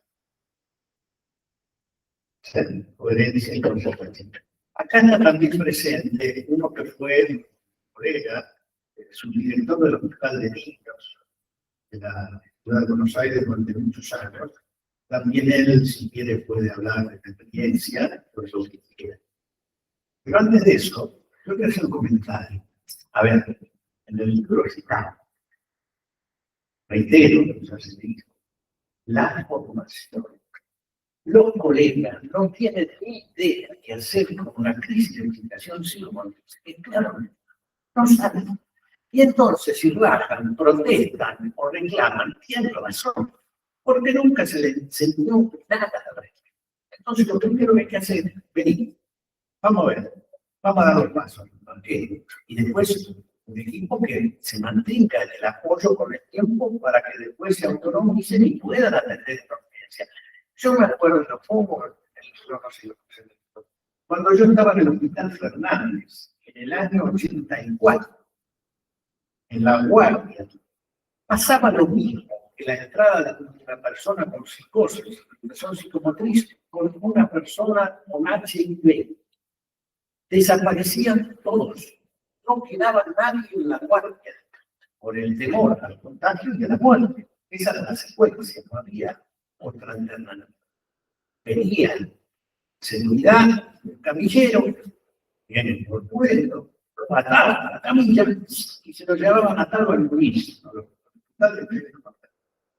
Ahora, ¿qué cambió 30 años para que eso ahora parezca la historia? El ejemplo del HIV es un ejemplo que tenemos que tomar con la salud mental. Ya no ponernos en el reclamo, no saben, no quieren, no nos dejan el modelo hegemónico, sino dar herramientas para que efectivamente puedan resolver al menos el momento de la urgencia. Si no es lógico que la persona saque el cuerpo, porque no son voces, son seres humanos. Entonces la capacitación es prioridad.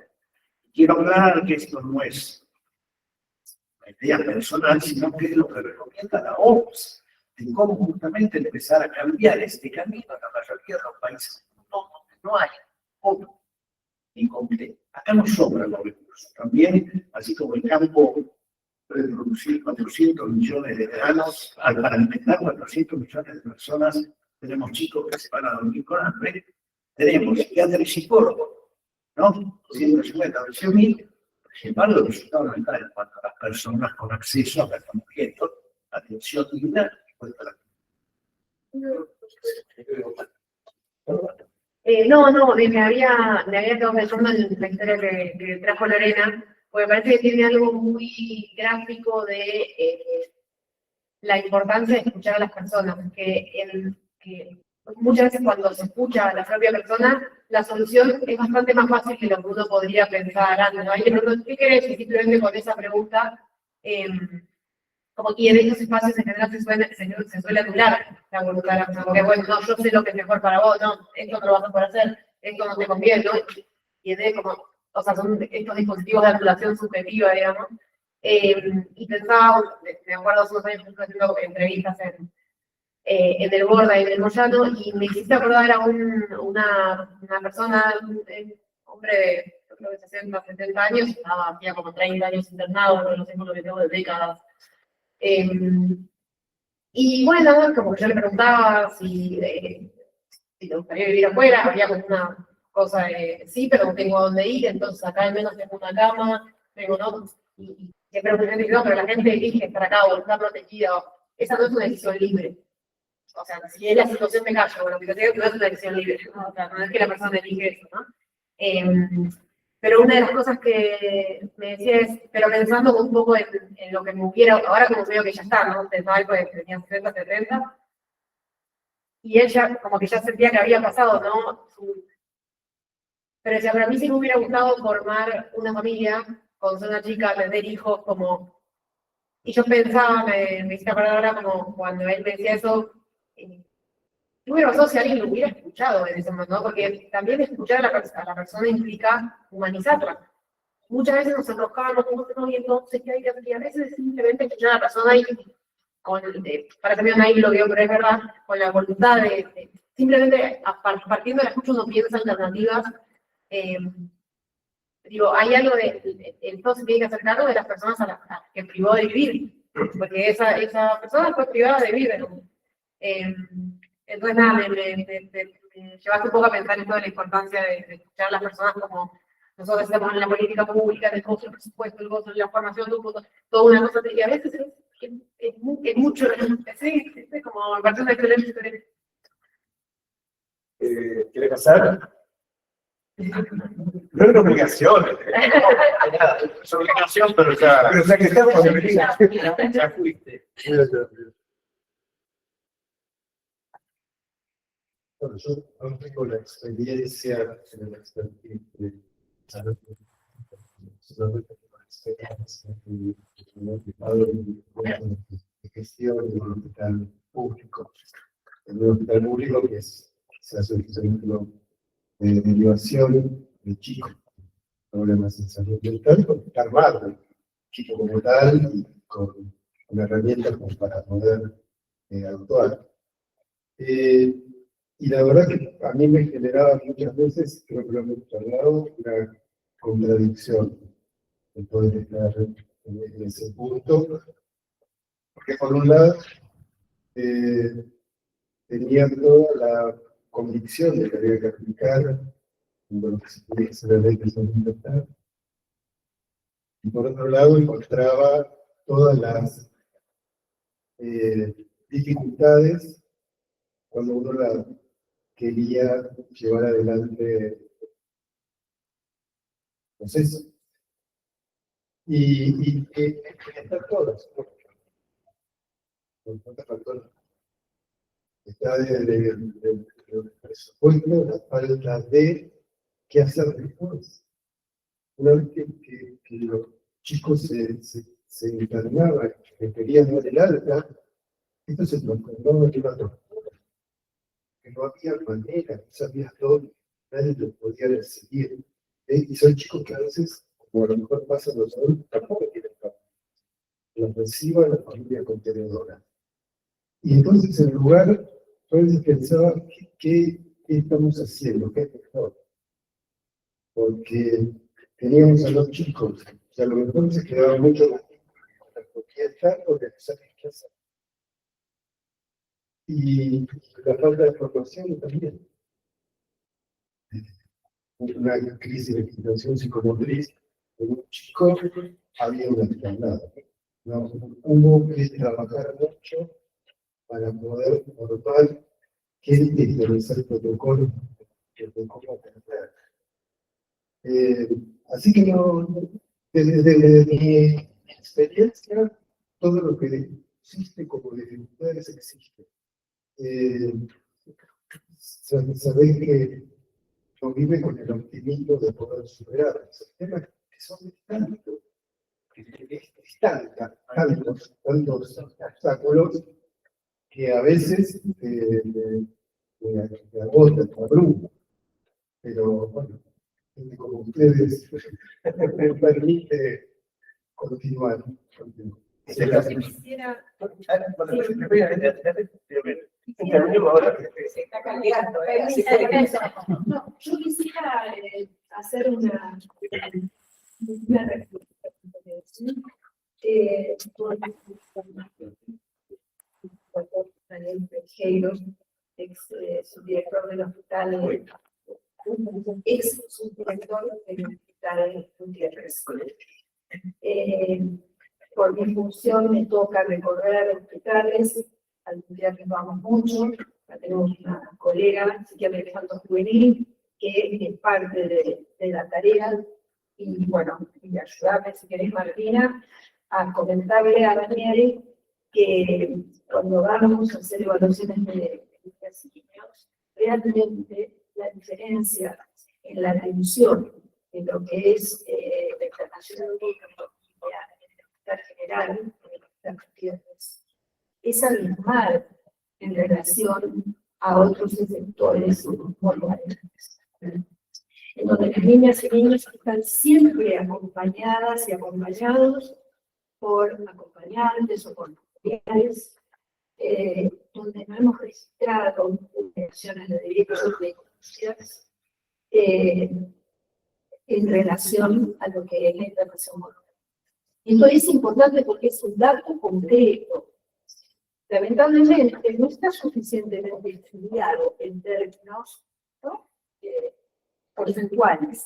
Sí lo ha hecho el Observatorio de Salud Mental de Chile, por ejemplo, comparando las vulneraciones en los efectores generales y en los efectores monovalentes. Digo esto porque si no parece, es algo que muchas veces aparece resistencialmente al cambio, ¿no? Como que es algo ideológico, esto de los derechos, esto de lo general.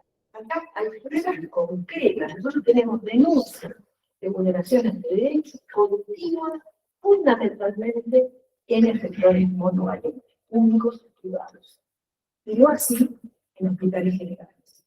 Y en niños, el hospital de niños, como lo llamamos, el hospital Gutiérrez, es un ejemplo de este trabajo. Así que felicitaciones por lo que has hecho. Pero además sé que es muy difícil, sé que hay muchas niñas y niños que están mucho más tiempo porque el año es muy difícil si no hay apoyo domiciliario, si no hay dispositivos, si no hay apoyo a familiares. Pero, bueno, es parte del cambio cultural.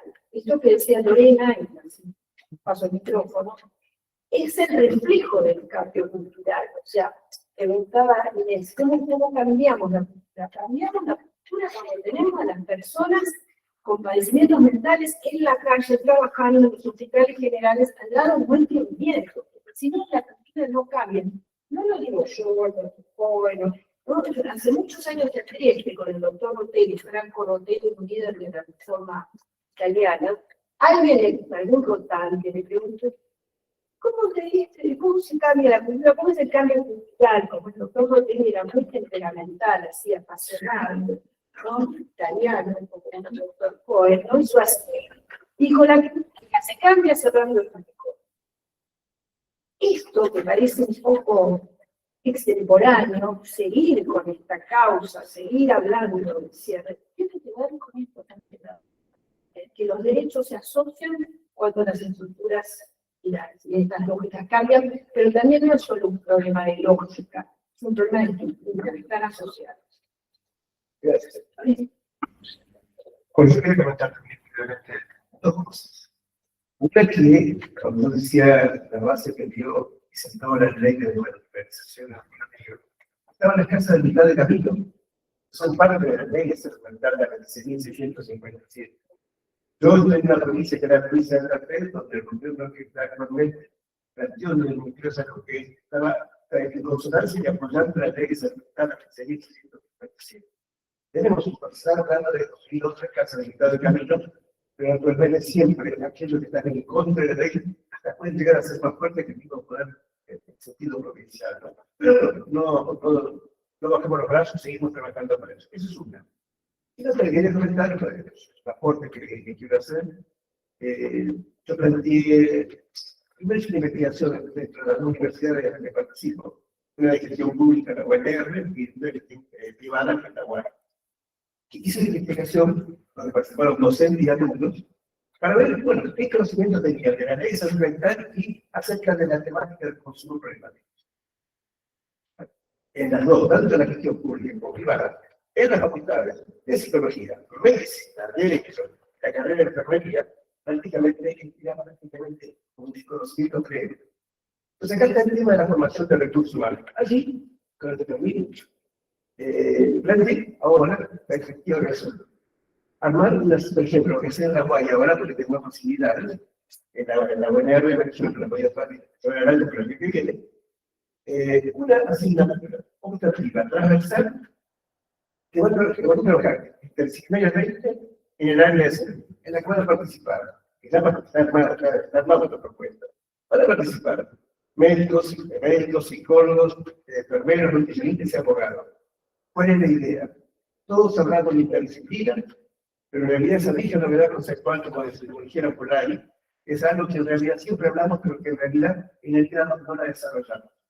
Y la idea es hacer prácticas en el grado, donde trabajen estudiantes de los últimos años de esa carrera y que empiezan a generar, a interlocucionar, a generar interdisciplina, porque en realidad, si no formamos recursos humanos, podemos tener todas las iniciativas de deseo y los buenos deseos que podemos tener para poder cambiar esta realidad, pero no la vamos a poder cambiar. Creo que la vieja enseñanza de que se pega es algo que a mí me enseñó mucho y por eso simplemente quería plantear una cosa.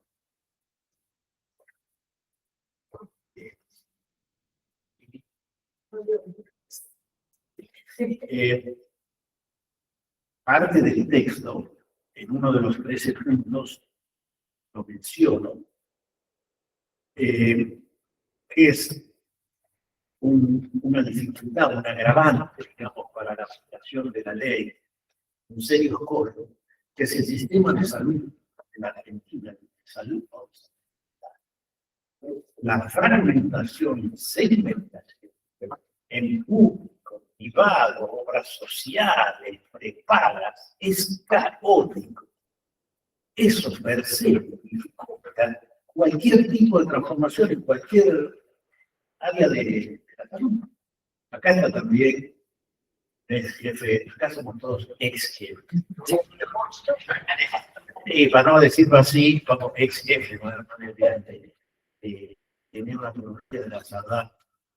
O sea, esta es otra dificultad. Obviamente, si uno dice, bueno, vamos a cambiarla, ¿cómo hacemos?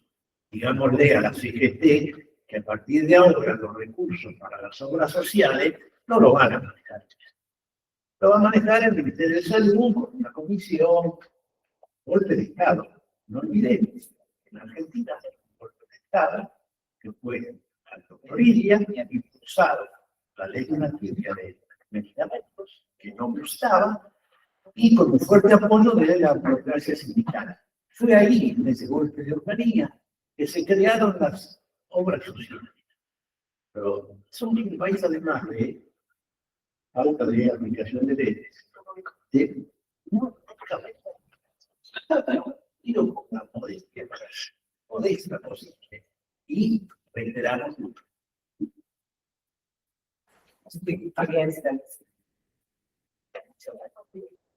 Lo que yo estoy en contacto con estudiantes de tercer, cuarto y quinto año de la carrera de medicina. Yo no veo obstáculos en la formación. O sea, durante la formación los estudiantes aprenden las características de la ley, aprenden la posibilidad de salud mental comunitaria, las alternativas a lo hospital, la necesidad de estar si necesitan internación, pensar en domiciliaria, entienden todo eso y lo aceptan. Les gusta, les interesa. Después el obstáculo es cuando se reciben. Cuando se reciben, digamos, empiezan a encontrarse con otros colegas y les cambian la lógica. Me ha pasado también entre un paciente, entre personal acompañado, que estudió, digamos, psicología, se recibió, entró a trabajar en un centro de salud y seguía estas ideas de salud mental comunitaria y en el momento de estar trabajando en el centro de salud empezaron a valorar que había que internarse con sus colegas del centro de salud. La idea era no mejor, muy bien tratados, muy bien tratados. Siempre la verdad que bárbaro, no, pero eso no, para otro lado. Entonces, algo pasa, por eso yo decía lo de la cultura, algo pasa con la cabeza de los colegas, ¿no? Y algo pasa con los colegas que necesitan tener la locura lejos, ¿ya? Y las familias que necesitan tener también la locura lejos. Y eso. Yo personalmente me dedico a trabajar con grupos multifamiliares. En este momento vamos a hacer un proyecto con Cedronal para dar capacitación para grupos multifamiliares para acompañar a familias con personas con dificultades, con problemáticas. Y era un lindo proyecto. Cambió el secretario de la Cedronal, cambió el proyecto, como suele pasar. Pero me parece que es posible y que, bueno, hay que seguir trabajando por el pacto de la cabeza del cuerpo. Y que alguna otra intervención es interesante.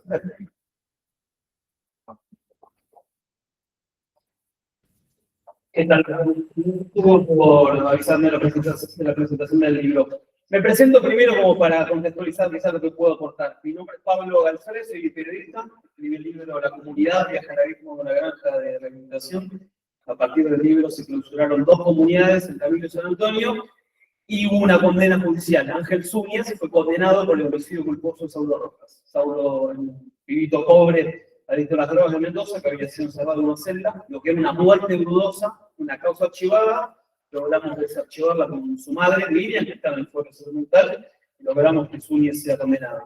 Los dueños y el director, psicólogo Jacinto de San Camilo, fueron a probation. Yo un poco lo que puedo aportar del periodismo primero es que estamos al margen de la ley de salud mental, no solo porque no hay presupuesto para casas de medio camino, estudios comunitarios, sino porque quienes promovieron esta ley, reglamentaron esta ley, están a favor de esta ley, que son compañeros nuestros, no están interesados en que se apliquen ciertos aspectos de la ley. Esa es la conclusión que he llegado yo a partir del, ¿por qué les digo esto? A partir del libro seguí investigando violaciones a los derechos humanos y muertes de dosis en comunidades terapéuticas, en un registro de 20 muertes, y a lo largo de estos años llevé varios casos y denuncias al órgano de revisión nacional, de la provincia, a la Secretaría de Salud Mental, a distintas personas, que no quiero hacer una casa de luz, ¿no? Y propuse la creación de un espacio que se dedique a investigar muertes en instituciones de salud mental. Básicamente que se aplique en la resolución 15 de 2014 del órgano de revisión nacional, que dice que toda muerte tiene que ser investigada. Bueno, esta propuesta la llevé durante todo 2019 hasta el 23, digamos, ¿no? No tuvo cabida en todos estos espacios, Pase de Ronar, que también lo propuse. Entonces ahora dentro de ARDA, la Asociación de Reducción de la Argentina, armamos la UI, la Unidad de Investigaciones y Protección de Derechos de Salud Mental. Somos un equipo disciplinario, interdisciplinario, que investigamos por esto. Entonces, a lo largo de estos años, yo le llevé, por ejemplo, les voy a dar, por ejemplo, en noviembre de 2022, Ezequiel Ibarra muere ahogado en residencia San Fernando. Ezequiel ni siquiera era un usuario del sistema salud mental, tenía epilepsia, era un pibe pobre, manicomializado, su padre no lo podía cuidar. Ezequiel le dio un ataque de epilepsia, lo de la pileta, se golpeó la cabeza y murió ahogado. El Poder Judicial sabía de esa muerte, porque había una causa judicial. El órgano de revisión de la provincia sabía de esa muerte, porque yo les avisé. La subsecretaria de Salud Mental de la provincia sabía de esa muerte. Y aparte, de nuevo, más allá de lo que yo les he avisado, el Estado sabía, había una IPP, había una causa judicial. Esa comunidad terapéutica no fue clausurada. Y es aquí que ni siquiera estaba habilitada, era clandestina. A pesar de que todo el Estado sabía de la existencia de la comunidad, se murió en su clausura. 3 meses después hubo un incendio y 4 chicos murieron.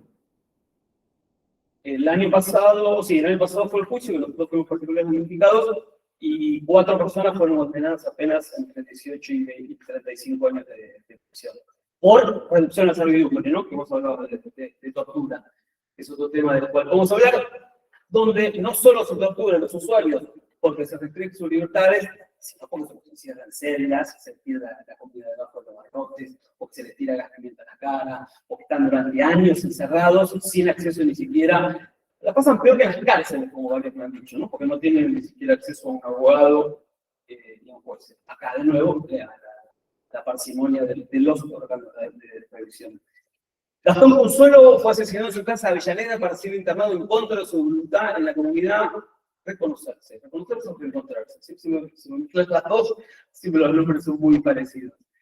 De nuevo, el Estado sabía de esta muerte, no clausuraron esa comunidad, que también era clandestina. Tiempo después muere Martín González, tampoco fue clausurada. Tiempo después muere Joaquín González, que era un menor de edad, de 16 años, que había sido derivado por el servicio local de General Villegas. Ahí recién, después que cuando el informe fue clausurada la comunidad. Esta secuencia que les digo de que mueren las personas, mueren los usuarios, el Estado sabe, y compañeros nuestros saben esas muertes y esas comunidades no son clausuradas, se dio otras varias veces, ¿no? Que podría, no quiero poder arreglar. Pero básicamente ese es un poco el panorama que quería dar, ¿no? Está la resolución 15/2014 de la previsión y que no se aplique, que podría aplicarse.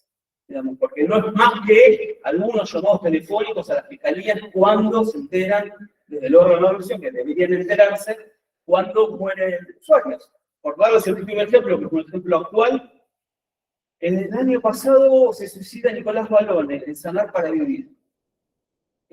Hace 2 meses se suicidó en esa misma comunidad una chica que se llama Caterina, no sé la que llegó. Estos 2 suicidios fueron llevados, las 2 muertes. Quizás no hay una criminalidad detrás de esos suicidios, porque las personas sí se quitan la vida. Pero la cuestión es dónde estaban internados. ¿Tenían que estar internados ahí? ¿O tenían que estar internados en un hospital general? ¿O en una comunidad, o en una institución psiquiátrica privada? ¿No? De nuevo, Sanar para Vivir no está habilitada.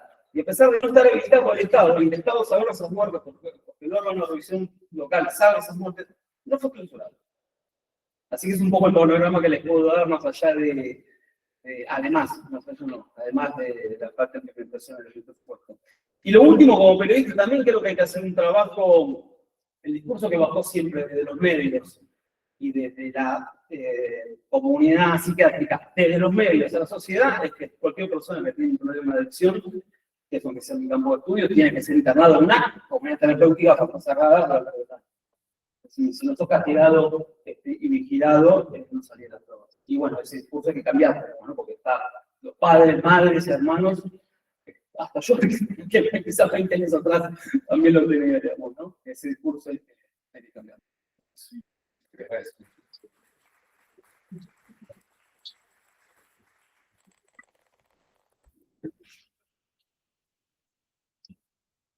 Bueno, ¿alguien más quiere intervenir? Bueno, entonces le vamos a agradecer. Adelante.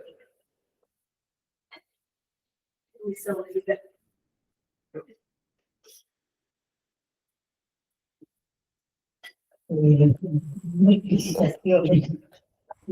Después de haber acompañado tanto desde hace tantos años, ¿no? Esta lucha. A mí me parece que también hay algo que la sociedad civil tiene su responsabilidad, digamos, no solo el gobierno, los presupuestos, los legisladores. Hay pequeños lugares donde uno tiene la responsabilidad de modificar un pedacito del mundo, ¿no? Me parece que, bueno, en las instituciones, transformar, por ejemplo, que los psicólogos que batallamos por su igualdad, las responsabilidades profesionales, se den cuenta que están habilitados y responsabilizados para internar, para educar distintos avatares terapéuticos, que sepan que la ley es una de las cajas de herramientas. En los posgrados, los profesionales no conocen la ley, ¿no? Entonces, bueno, saber que se puede usar eso para hacer una presentación en una escuela defendiendo los derechos de los niños sin necesidad de hacer el certificado de discapacidad, bueno, etc. Así que desde mi lugar pienso que batallamos en cada espacio porque la ley se implemente. Así que gracias.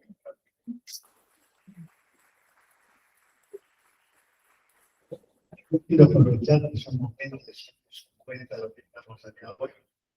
Te voy a pedir, ¿están de acuerdo? Si no, también que nos tomemos una. Porque creo que vale la pena y además, así, la complicidad ya no tiene escapatoria. Somos la minoría étnica. El doctor Levat, cuando falleció, hicimos rebelde. Y el que fuera director de la OMS, Salud Mental, el doctor Benedetto Salceno, lo describió como camino. Y él le dijo, recordó una frase del doctor Levat, que en un lugar no sé dónde, en un país no sé cuál, le dijo una vez, y por sinceramiento, la verdad, nosotros somos predicadores. Y bueno, creo que de alguna manera por eso estamos acá, porque somos predicadores. Y segundo, Yo que me quería ir sin hablar, pero al decir eso, me creo habilitada. Bueno. Yo pertenezco al Frente Artistas del Borda. si no, no se escucha la grabación. Sí.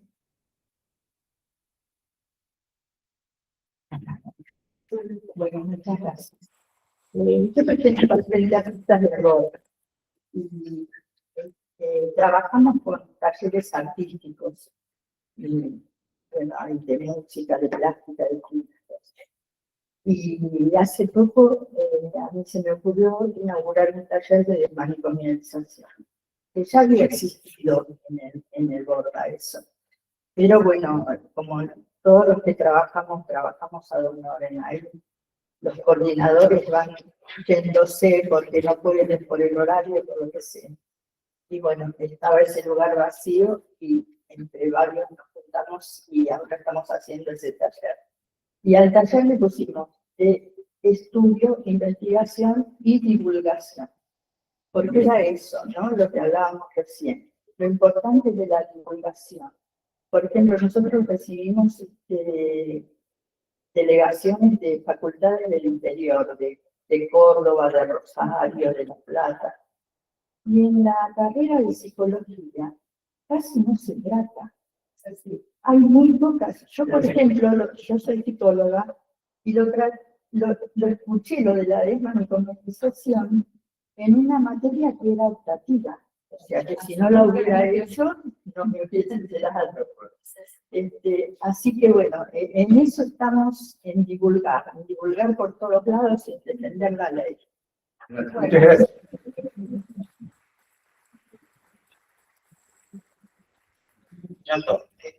Oído, gracias. Todo. Néstor Viola.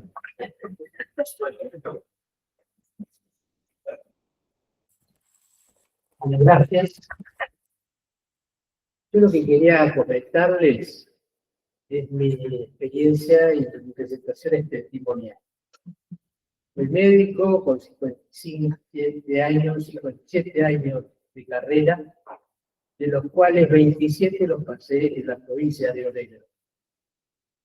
Conocí al doctor Cohen y a Graciela cuando no había ley de salud mental, ni en Río Negro ni en ningún lugar. Río Negro tenía en salud pública el programa de salud mental.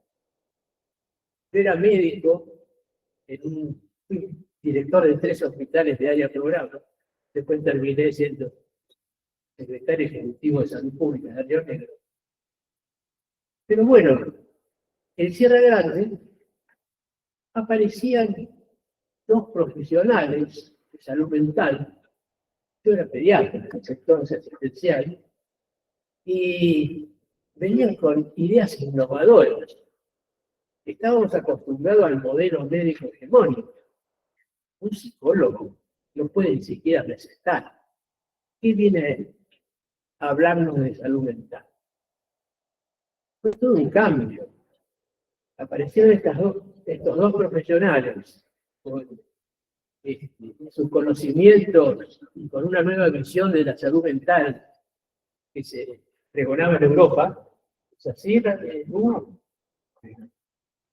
Y bueno, venían antes de que existiera la ley, jefe del programa de salud mental, con sus patrullas, su creatividad, las patrullas de salud mental. Y nos venía a ver al hospital. Y bueno, en ese momento, uno de los médicos estaba casado con una psicóloga. Y el doctor logró que me nombraran a la psicóloga. El tema era que la psicóloga, la miércoles, estaba muy adherida a Graciela y a Hugo. Y llevaron a cabo todo un cambio en la mirada. Ejemplo, en aquel entonces, la importancia, cuando yo estudié en la unidad hospitalaria, sabía algo de la diferenciación entre psicosis y neurosis. La neurosis, bueno, más emocional, más aguda, más se puede tratar de una forma. La psicosis ya es otra cuestión un poquito más importante. En aquel entonces, la importancia era el alcoholismo. No teníamos la problemática de los consumos de drogas que tenemos ahora, toda esta novedad de los últimos años.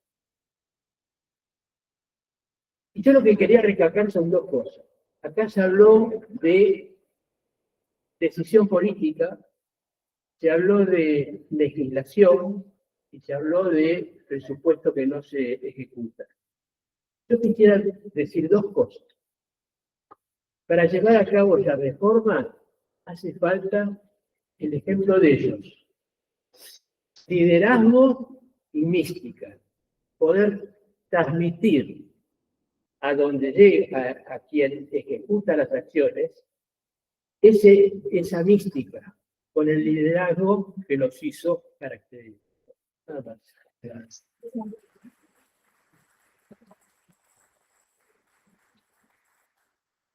Bueno, creo que estamos...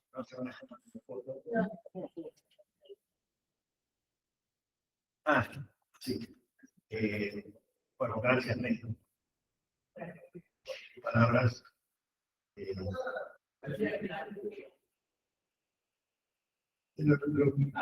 Nada que recordaba es que el doctor Levar decía que éramos predicadores. Bueno, en la mística, pongamos la palabra que sea, a través, creo que aquí uno agradecía a Gabriel Chicone, que es el coordinador de comunicación del foro, decía, no puedo decir las caminatas, o algo así. No está por el lado de predicador, caminante. ¿No? Y el doctor Saraceno, cuando despidió al doctor Legal, ese encuentro, lo caracterizó con una descripción que decía: el doctor Legal siempre estuvo en minoría. Estuvo en minoría del campo de los derechos humanos. Hubo minoría en el campo de la salud mental comunitaria. Los dos campos en los que él fue pionero. A partir de él, por segundo, se empezaron las primeras investigaciones de salud mental comunitaria en los años 90. Estuvo en minoría en las luchas con los laboratorios medicinales. Estuvo en minoría en la lucha por la paz en Medio Oriente, de la cual él fue militante activo, tomó relación, compromiso, un grupo de médicos palestinos e israelíes que trabajaban atendiendo a poblaciones con necesidades, inclusive la bolsa por una revista durante muchos años que se llamó Bridges, Puentes. Bueno, quiere decir que a veces los caminos que uno recorre tienen sus llegadas, sus logros y sus sentidos. Entonces, creo que todos los que estamos acá le encontramos sentido al camino en el cual estamos inmersos todavía. Sí, yo le quiero dar agradecimiento al doctor Egola por el acompañamiento y en pos agradecer a todos aquellos colegas, directores generales, Alejandro Teijeiro, Alejandro Guínez, tantos otros que pueden hacerse eco, escuchar y hacerse parte, y que después terminan siendo verdaderamente conductores, terminan haciendo ese cambio cultural del que hablábamos. Así que gracias y vos a todos aquellos que se animan a desafiar el status quo. Bueno, sobre todo,